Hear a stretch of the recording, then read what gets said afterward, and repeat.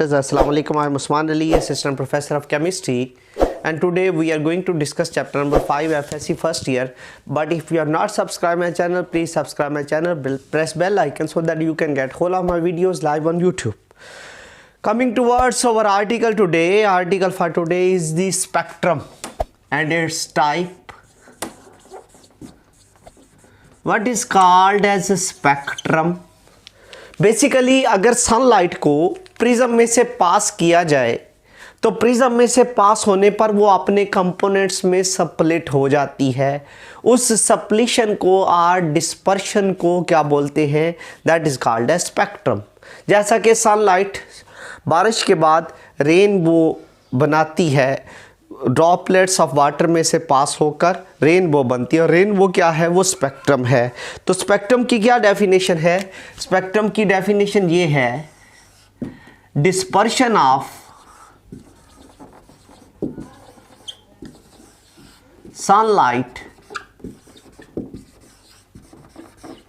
और incandescent light into incandescent light. Incandescent light हम बोलते हैं बल्ब की रोशनी को, into light into its components अपने अज्जा में डिस्पर्स हो जाए और स्प्लिट हो जाए। कब? After passing through prism.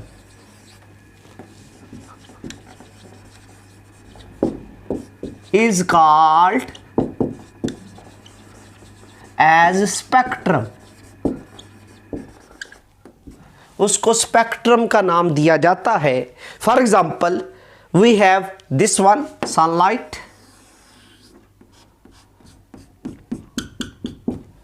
Sunlight को हम पास करते हैं किस में से? प्रिज्म में से। ये डिस्पर्शन मीडियम होता है प्रिज्म। प्रिज्म में से पास होकर ये अपने कंपोनेंट्स में स्प्लिट हो जाएगी। दो तरह के कंपोनेंट बनेंगे। एक होता है जो हमें नज़र आता है, नज़र आने वाले हमें 7 कलर होंगे। उसमें क्या होगा? उसमें विब गॉयर, उसमें बेसिकली 7 रंग हमें नज़र आएंगे, वायलेट से लेकर रेड तक। इसको विब गॉयर का नाम दिया जाता है। V for violet, I for indigo, B for blue, G for green, Y for yellow, O for orange और आर फॉर रेड। तो ये हमें 7 रंग नज़र आते हैं। तो 7 रंग जो है ये हमारे पास कौन सा स्पेक्ट्रम बनता है? इस स्पेक्ट्रम को हम नाम देते हैं विजिबल स्पेक्ट्रम। तो विजिबल स्पेक्ट्रम जो है इसके कंपोनेंट्स 7 होते हैं। जैसे ऑडिबल फ्रीक्वेंसी होती है, हम 20 to 20,000 हर्ट्ज तक सुन सकते हैं। बैट की आवाज़ 20,000 हर्ट्ज से ज़्यादा होती है, उसको हम नहीं सुन सकते, वो हमारी ऑडिबल फ्रीक्वेंसी है। तो इसी तरह से हमें देखने की भी जो सलाहियत है वो लिमिटेड है। हम कितना देख सकते हैं? वो हम देख सकते हैं 400 नैनोमीटर से लेकर 750 नैनोमीटर की रेंज तक हम देख सकते हैं। तो ये जो है ये स्पेक्ट्रम क्या कहलाता है? Visible spectrum. तो विजिबल स्पेक्ट्रम की रेंज कितनी है? वो है 400 से लेकर अप टू 750 नैनोमीटर। 400 नैनोमीटर ये वेवलेंथ कम है, इसका वेवलेंथ कम है, और इसका वेवलेंथ ज़्यादा है। तो जिसका वेवलेंथ कम है वो कौन सा कलर है? वो है वायोलेट। और जिसका वेवलेंथ ज़्यादा है वो कौन सा कलर है? रेड है। तो इसके कंपोनेंट्स टोटल 7 होते हैं। उनको हमने स्प्लिट किया हुआ है विब गॉयर की फॉर्म में। Violet, indigo, blue, green, yellow, orange और रेड, ये विजिबल स्पेक्ट्रम है। 7 इसके कंपोनेंट्स हैं और जिसके हमने स्प्लिट किया हुआ है डिफरेंट कलर्स के अंदर विब गॉयर की फॉर्म में। ये ऐसे ही है, सूरज सुबह और शाम को रेड क्यों नज़र आता है? क्योंकि रेड कलर का वेवलेंथ सबसे ज़्यादा है। सुबह और शाम को सूरज का फासला ज़मीन से ज़्यादा होता है, हमें रेड नज़र आता है। दिन को वाइट क्यों नज़र आता है? क्योंकि सारे वेवलेंथ पहुंच रहे होते हैं। दिन को उसका फासला कम होता है, ज़मीन से सारे वेवलेंथ पहुंचते हैं। सुबह और शाम को फासला ज़्यादा होता है, रेड नज़र आता है। ख़तरे के लिए रेड ही क्यों यूज़ किया जाता है? इस वजह से कि रेड का वेवलेंथ ज़्यादा होता है, ज़्यादा दूर तक ट्रैवल कर सकता है। और दूसरा जो स्पेक्ट्रम होगा उसको हम नाम देते हैं इनविजिबल स्पेक्ट्रम। ये हमें नजर नहीं आता, इसको हम इनविजिबल स्पेक्ट्रम बोलते हैं। इनविजिबल स्पेक्ट्रम के भी 7 कंपोनेंट हैं। 4 कंपोनेंट जो है वो अबव हैं, किससे? विजिबल से। और वो कौन कौन से हैं? उनमें 4 कंपोनेंट में सबसे ऊपर आती हैं कॉस्मिक रेस, फिर उसके बाद आती हैं गैमा रेस, फिर उसके बाद आती हैं एक्स रेस, और फिर उसके बाद आती हैं UV rays. Gamma rays, X rays, cosmic rays, gamma rays, X rays और यूवी रेस। इसका मतलब है 4 कंपोनेंट्स अबव ऑफ विजिबल हैं, जिनका क्या है, जो विजिबल से ऊपर है उनकी एनर्जी जो है वो ज़्यादा है और वेवलेंथ विजिबल से क्या है, कम है। 3 कंपोनेंट विजिबल से नीचे हैं। अल्ट्रा वायलेट का मतलब होता है वायलेट से ऊपर, अबव। नीचे वाले जो कंपोनेंट्स हैं वो कौन कौन से हैं? वो जो नीचे वाले कंपोनेंट हैं वो है इंफ्रारेड रेस। इंफ्रा का मतलब होता है लोअर, ये रिमोट कंट्रोल में इस्तेमाल होती है। उसके बाद आती हैं माइक्रोवेव्स, माइक्रोवेव ओवन में इस्तेमाल होती है। और उसके बाद आती हैं रेडियो वेव्स, ये रेडार वगैरह छोड़ते हैं, चमगादड़ भी ये छोड़ते हैं, ये ज़्यादा दूर तक जा सकती हैं। तो 3 कंपोनेंट्स जो हैं वो हैं बिलो ऑफ विजिबल, और जो बिलो है उनका क्या है, उनकी एनर्जी कम है और वेवलेंथ उनकी ज़्यादा है। तो ये हमने स्पेक्ट्रम जो है उसको स्प्लिट कर लिया। टोटल 2 तरह का स्पेक्ट्रम होता है, विजिबल और इनविजिबल। विजिबल के भी 7 कंपोनेंट हैं, इनविजिबल के भी 7 हैं। इनविजिबल के 7 में से 4 विजिबल से ऊपर हैं और 3 विजिबल से नीचे पाए जाते हैं। तो ये आ जाएगा स्पेक्ट्रम। अब आ जाते हैं इसकी टाइप्स पर। What are the types of spectrum? Spectrum की बेसिकली 2 टाइप बनाई गई है मेजर। एक होता है हमारे पास एटॉमिक, बेसिकली एक होता है continuous spectrum,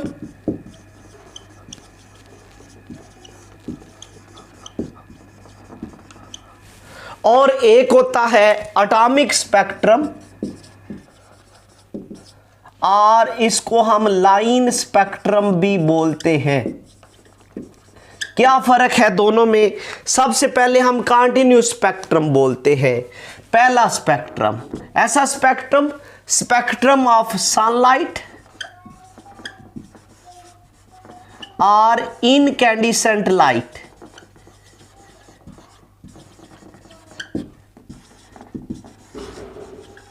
is called continuous spectrum. ये कंटिन्यूस स्पेक्ट्रम होता है, प्रिज्म में से गुजारने पर ये हासिल होता है। दूसरा पॉइंट, इसमें जो कलर्स होते हैं, डिफरेंट कलर्स, जो कंटिन्यूस स्पेक्ट्रम होता है इसमें colours are merged into one another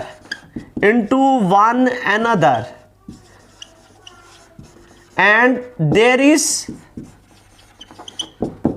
no definite boundary. इनमें कोई किनारा नहीं होता, कोई बाउंड्री नहीं होती, सारे कंपोनेंट्स एक दूसरे में मर्ज होते हैं, मिक्स होते हैं, बाउंड्री नहीं होती, लाइंस नहीं होती। तीसरा पॉइंट, क्योंकि सनलाइट बड़े पैमाने पर होती है तो it is the property, continuous spectrum जो है it is the property of matter. ये मैटर की प्रॉपर्टी है, किस पर? इन बल्क, बड़े पैमाने पर।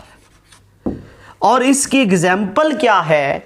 जब बारिश होती है तो वाटर ड्रॉपलेट्स एयर में रहते हैं, उसमें से सनलाइट पास होती है तो उसका जो स्पेक्ट्रम होता है रेनबो बनाता है। तो rainbow is example of continuous spectrum. ये एग्जाम्पल होती है कंटिन्यूअस स्पेक्ट्रम की। एटॉमिक स्पेक्ट्रम, तो एटॉमिक स्पेक्ट्रम क्या होता है, जब किसी एलिमेंट को, अगर हमारे पास कोई एलिमेंट होगा ऑन हीटिंग, अगर उसको हीट किया जाए, हीटिंग, उससे क्या निकलती हैं, रेडिएशंस पैदा होती हैं, और रेडिएशंस का जो स्पेक्ट्रम होता है उनको हम लाइन स्पेक्ट्रम और एटॉमिक स्पेक्ट्रम का नाम देते हैं। और दूसरा पॉइंट इसका क्या होता है, इसमें कंपोनेंट्स होते हैं, इसमें जो अज्जा होते हैं दे आर सेपरेटेड, वो एक दूसरे से सेपरेट होते हैं। किस तरह से, बाई ब्राइट और डार्क लाइंस। इनमें डार्क और ब्राइट लाइंस होती है जो कि बेसिकली बाउंड्री का काम करती हैं, और ये लाइंस हर एलिमेंट के लिए अलग अलग होती हैं। ये एलिमेंट्स का फिंगरप्रिंट होती है, लाइन से एलिमेंट्स को पहचाना जा सकता है। और ये जो हमारे पास एटॉमिक स्पेक्ट्रम है, it is the property of atom. ये प्रॉपर्टी है किसकी, एटम की प्रॉपर्टी है। वो किसकी है, मैटर की, वो है एटम की प्रॉपर्टी। इसमें एग्जांपल है, सोडियम मेटल को हीट किया जाए तो इसका जो स्पेक्ट्रम हासिल होता है, इसमें दो लाइंस आती है, ब्राइट येलो कलर की 2 लाइंस आती हैं। एक लाइन 589 नैनोमीटर पे आती है और एक 596 नैनोमीटर पे आती है। तो इसका मतलब ये है कि अगर किसी एलिमेंट को हीट करने पर 2 लाइंस आए इस वेवलेंथ पर, तो डेफिनेटली वो एलिमेंट क्या होगा, वो सोडियम होगा। और अगर हाइड्रोजन को हीट किया जाए, उससे ब्लू लाइट ऑब्टेन होती है, उसका जो स्पेक्ट्रम हासिल होता है वो लार्ज नंबर ऑफ लाइंस पर मुश्तमिल होता है, उसमें कई लाइंस होती हैं। तो ये जो लाइंस होती हैं, ये लाइंस किसी भी एलिमेंट का क्या होती है, फिंगरप्रिंट होती हैं, कि इन लाइंस के जरिए एलिमेंट को हम पहचान सकते हैं। These lines are fingerprint of an element. ये किसी भी एलिमेंट का फिंगरप्रिंट होती हैं। अब उसके बाद आ जाती हैं, इसकी 2 टाइप्स हैं, मेजर 2 टाइप्स हैं।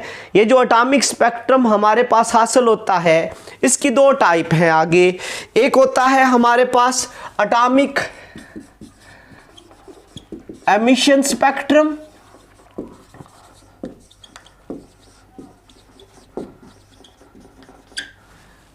इसको AES भी बोलते हैं, और एक है एटॉमिक एब्जॉर्प्शन स्पेक्ट्रम।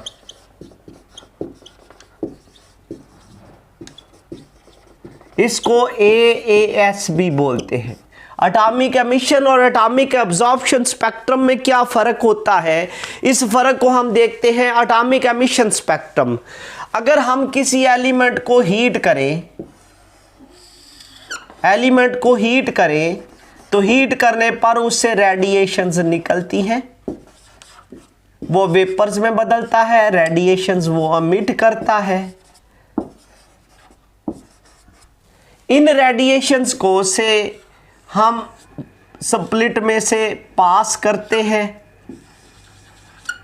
तो स्प्लिट में से पास करने पर ये जाती हैं टुवर्ड्स किस किस्मत, towards spectrometer, high resolving spectrometer. तो इस स्पेक्ट्रोमीटर से जब ऑब्जर्व किया जाता है तो जो स्पेक्ट्रम हासिल होगा उसमें बैकग्राउंड जो है, बैकग्राउंड सारे का सारा बैकग्राउंड क्या होगा, डार्क होगा, और जैसा कि हम बना रहे हैं ये बैकग्राउंड जो है वो डार्क है और लाइंस क्या है, ब्राइट है। तो ऐसा जो स्पेक्ट्रम होगा, अगर एलिमेंट को हीट किया जाए, रेडिएशंस हासिल हो, जिसमें बैकग्राउंड जो है, background will be dark and lines will be bright. तो ऐसा जो स्पेक्ट्रम होगा उसको हम क्या बोलते हैं, that is called as atomic emission spectrum. For example हमारे पास जो है अगर सोडियम मेटल को हीट किया जाए तो उससे येलो कलर की ब्राइट लाइंस हासिल होती हैं, 2 लाइंस। एक जो है एक लाइन हासिल होगी 589 पे और दूसरी जो है 596 पिकोमीटर पे हासिल होगी। तो इससे हम एलिमेंट को क्या करते हैं, पहचान सकते हैं। और हाइड्रोजन को हीट किया जाए तो इससे ब्लू कलर की लाइट ऑब्टेन होती है, इससे लार्ज नंबर ऑफ लाइंस हासिल होती हैं। तो ये आ जाता है एटॉमिक एमिशन स्पेक्ट्रम।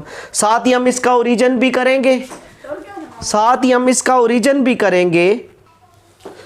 अच्छा, what is atomic absorption spectrum. अगर हमारे पास एलिमेंट हो कोई सॉलिड फॉर्म में, ये सॉलिड एलिमेंट है, सॉलिड एलिमेंट को हीट करेंगे तो हीट करने पर वो एलिमेंट किस में बदल जाएगा, वेपर्स में। तो वेपर्स में अगर बदल जाएगा तो उसमें से इनकैंडिसेंट लाइट या सूरज की रोशनी अगर पास की जाए तो कुछ रेडिएशंस एलिमेंट अब्जॉर्ब कर लेगा, बाकी आगे चली जाएंगी। से 4 आई, एक रेडिएशन एलिमेंट ने अब्जॉर्ब कर ली, क्या पास की, इनकैंडिसेंट लाइट, तो बाकी रेडिएशन आगे चली गई। इनको जब स्पेक्ट्रोमीटर से ऑब्जर्व किया गया तो जो स्पेक्ट्रम हासिल होगा, स्पेक्ट्रम में क्या होगा, बैकग्राउंड पर सारे का सारा ब्राइट होगा। बैकग्राउंड जो है, background will be bright and lines will be dark. तो ऐसा जो स्पेक्ट्रम है वो क्या कहलाता है, एटॉमिक अब्जॉर्प्शन स्पेक्ट्रम। लेकिन इंपॉर्टेंट कंडीशन ये है, चाहे एटॉमिक एमिशन स्पेक्ट्रम हो और एटॉमिक अब्जॉर्प्शन स्पेक्ट्रम हो, number of lines and their wavelength will remain same. ये दोनों चेंज नहीं होंगे, लाइंस की तादाद और वेवलेंथ सेम रहता है। हम ये कहते हैं कि ये जो लाइंस हासिल होती हैं ये किसी भी एलिमेंट का फिंगरप्रिंट होती हैं, कि किसी भी एलिमेंट को हम आइडेंटिफाई कर सकते हैं by the number of lines. तो हम ये कहते हैं कि हमारे पास एटॉमिक एमिशन आ गया, एटॉमिक एब्जॉर्प्शन आ गया, दोनों में हमने डिफरेंशिएट कर लिया, लाइंस भी देख ली, उनकी पोजीशन भी देख ली। अगर हम एटॉमिक एब्जॉर्प्शन देखें तो सोडियम के लिए भी 2 ही लाइंस हासिल होंगी, लेकिन फ़र्क ये होगा उसमें लाइन ब्राइट और इसमें लाइंस डार्क होंगी। हाइड्रोजन के लिए भी उतनी होंगी। इंपॉर्टेंट चीज़ है, what is the origin of atomic emission spectrum. Atomic emission spectrum का ओरिजिन क्या होता है, ये कैसे पैदा होता है। अगर किसी एलिमेंट को हीट किया जाए, हीट करने पर एलिमेंट जो है उसके इलेक्ट्रॉन्स जो हैं, electrons get excited, electron excite हो जाएंगे। और जब वो डी एक्साइट होते हैं, एक्साइटेड स्टेट में वो कितनी देर रहते हैं, 10⁻⁹ सेकेंड टू 10 सेकेंड, ये बहुत थोड़ी देर रहते हैं। देन वो क्या होंगे, डी एक्साइट। और जब वो डी एक्साइट होंगे तो जितनी रेडिएशन उन्होंने अब्जॉर्व की होगी हीट करने पर, उतनी वो रेडिएशंस क्या करते हैं, रेडिएशंस जो है, डी एक्साइट का मतलब होता है वापस आना, उतनी वो रेडिएशंस एमिट करते हैं। और जो रेडिएशन वो एमिट करेंगे उनका जो स्पेक्ट्रम होता है वो एटॉमिक एमिशन स्पेक्ट्रम होता है। ये भी एक शॉर्ट क्वेश्चन है जो कि आता है, डिफरेंशिएट बिटवीन एटॉमिक एमिशन और एटॉमिक अब्जॉर्प्शन स्पेक्ट्रम, ये भी एक शॉर्ट क्वेश्चन है। Differentiate between continuous spectrum and atomic spectrum, ये भी एक शॉर्ट क्वेश्चन है, or line spectrum. Define spectrum and what are its types, वो भी एक शॉर्ट क्वेश्चन है। तो ये हमने शॉर्ट क्वेश्चन भी कर लिए। Origin of atomic emission spectrum ये भी हमने कर लिया। आज के लिए इतना ही, अल्लाह हाफिज।